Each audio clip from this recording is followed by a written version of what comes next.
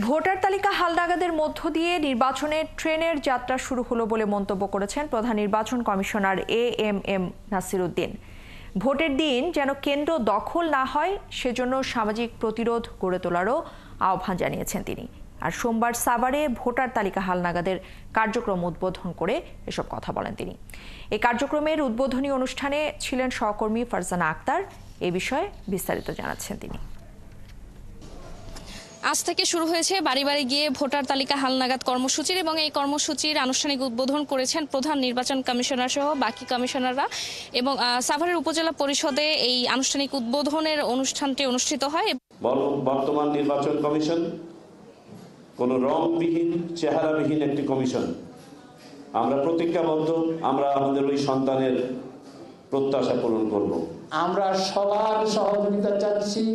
আমরা সবার সহযোগিতা পেলে ইনশাল্লাহ একটি সুন্দর বোর্ড উপহার দিতে পারব।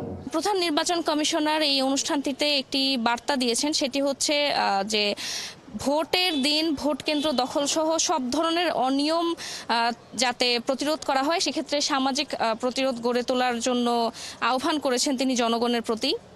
ইলেকশনের নাম অন্য কিছু প্রহসন আমরা চাই না। ইলেকশন বলতে যা বোঝায় আমরা সেটাই প্রতিষ্ঠা করতে চাই। তারা যেদিন বঞ্চিত হয়েছে ভোটের অধিকার থেকে, এই সুযোগ এসছে, এখন ইনশাল্লাহ আমরা এই সুযোগটা আমরা নিব এবং এই সুযোগ নেওয়ার ক্ষেত্রে আপনারা মানুষকে একটু উদ্বুদ্ধ করবেন। নির্বাচন কমিশন থেকে যেমনটি বলা হয়েছিল যে এই ভোটার তালিকা হালনাগাদের জন্য 6 মাস সময় নেবে ইসি এবং এক্ষেত্রে 65,000 জনবল কাজ করবে। আমার প্রত্যাশাটা অনেক ভালো। নতুন পরিচয়পত্র পাবো, এতদিন আশা ছিল কবে পাবো, তো এখন খুব ভালো লাগতেছে, এক্সাইটিং বেশি। আগামী যে নির্বাচনটা হবে সেই নির্বাচনে আমি ভোট দেবো ইনশাল্লাহ। ভুল না হওয়ার সম্ভাবনা এই কারণেই, যেহেতু আমাদেরকে বলা হয়েছে অনলাইন জন্ম নিবন্ধন আপনারা অবশ্যই গুরুত্ব দিবেন।